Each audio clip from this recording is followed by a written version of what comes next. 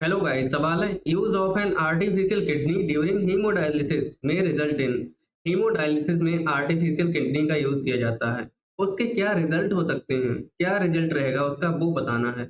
जब हीमोडायलिसिस की जाती है आर्टिफिशियल किडनी का यूज करके, तो ह्यूमन की बॉडी से नाइट्रोजनस वेस्ट को रिमूव करने के लिए ये प्रोसेस की जाती है। लेकिन नाइट्रोजनस वेस्ट के साथ साथ में पोटेशियम आयन भी निकल जाते हैं बॉडी से, साथ साथ में फॉस्फेट आयन और कैल्शियम आयन भी एलिमिनेट हो जाते हैं और आरबीसी का फॉर्मेशन कम हो जाता है। कम क्यों हो जाता है? क्योंकि जस्टाग्लोमेरुलर सेल से एरिथ्रोपोएटिन हार्मोन कम सिक्रीट होता है, उसका सिक्रीशन भी रिड्यूस हो जाता है इस वजह से। अब पढ़ते हैं स्टेटमेंट्स। पहला स्टेटमेंट है nitrogenous waste build up in the body. Body में नाइट्रोजन स्पेस बिल्ड अप हो जाते हैं, गलत बात है, एलिमिनेट किया जाता है। आर्टिफिशियल किडनी का यूज करके नाइट्रोजन वेस्ट को रिमूव किया जाता है बॉडी से, बिल्डअप नहीं किया जाता। पहला गलत हो गया। बी ऑप्शन है non elimination of access potassium ion, गलत बात है, एलिमिनेशन हो जाता है, नॉन नहीं होना चाहिए था, इस वजह से गलत है।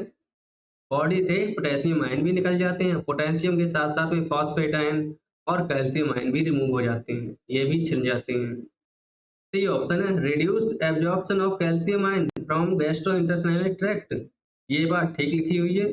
जीआईटी से कैल्शियम आयन का एब्जॉर्प्शन कम हो जाता है, ये ठीक है, कैल्शियम आयन का एब्जॉर्प्शन कम हो जाता है बॉडी में। फिर डायलिसिस के टाइम कैल्शियम आयन भी एलिमिनेट हो जाते हैं बॉडी से, तो इनका एब्जॉर्प्शन कम हो जाता है।